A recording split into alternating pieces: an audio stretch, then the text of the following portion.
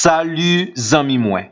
Jodi a nan numéro 565 nan rubrique nou an Ma Bible, mon trésor, nous sommes toujours dans le livre de Jacques, chapitre 4, versets 5 à 10. Nous allons parler de la victoire sur l'orgueil de la vie. L'orgueil de la vie ou l'orgueil de notre vieille nature, c'est un sentiment exagéré de notre propre valeur.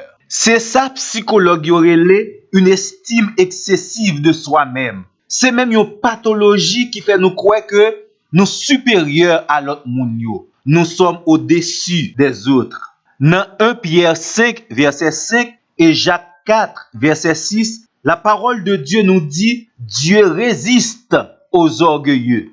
Parole ça veut dire en pile bagay. Tant coup, le chrétien orgueilleux, li blesse propre tête li blesse l'autre moun yo et li fait de Dieu son adversaire.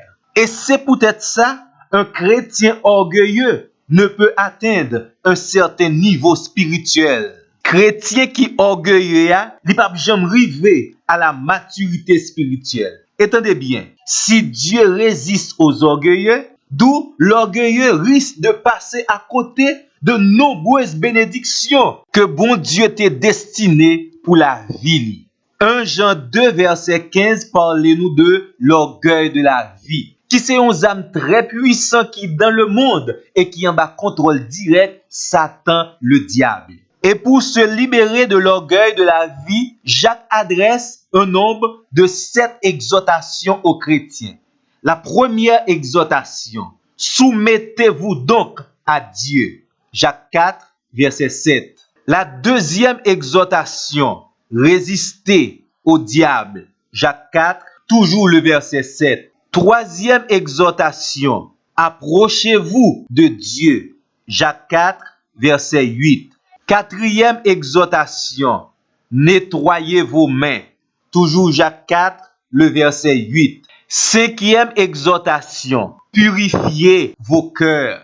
Jacques mandait non seulement pour mains on capable nettoyer, mais votre cœur également a besoin d'un grand médecin, de cardiologue spirituel, qui est capable premièrement détecter le mal, le péché dans votre cœur, et deuxièmement motiver et sensibiliser pour capable dénoncer le mal, le péché dans votre cœur. Et troisièmement, laver cœur, ou bien ou un cœur nouveau, un cœur de chair, un cœur sensible à la parole, à la volonté et la sainteté de Dieu. Malheureusement, il y a un pile cœur chrétien qui est éloigné de Dieu. Et ça fait Jacques pas mandé simplement pour nettoyer l'extérieur de votre vie. Il insiste, purifiez donc vos cœurs.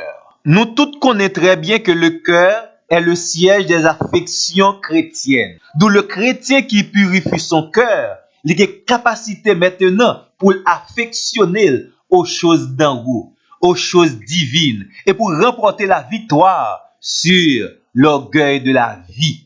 Déjà, Psaume 24, versets 3 et 4, rappelez-nous, pour s'approcher de Dieu, il faut avoir les mains innocentes et le cœur pur. Sixième exhortation pour capable remporter la victoire sur l'orgueil de la vie, nous joignons dans Jacques 4, le verset 9.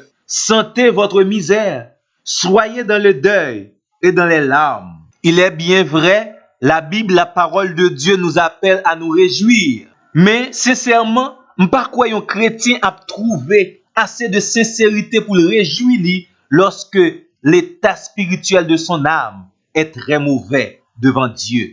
Le chrétien doit être joyeux, mais la joie d'un chrétien ne peut pas être fausse.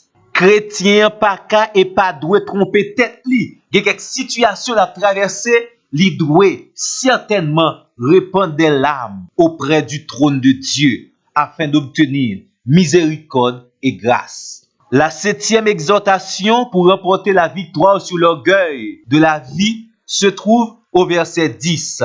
Humiliez-vous devant le Seigneur et il vous élèvera. Pas oublier non, nous t'ai déjà lu dans verset 6 là, Dieu fait grâce aux hommes. Lorsque le peuple de Dieu s'humilie, il trouve la grâce et la joie pour remporter la victoire sur l'orgueil de la vie. Et du même coup, Il est placé dans un lieu élevé avec le Seigneur Jésus.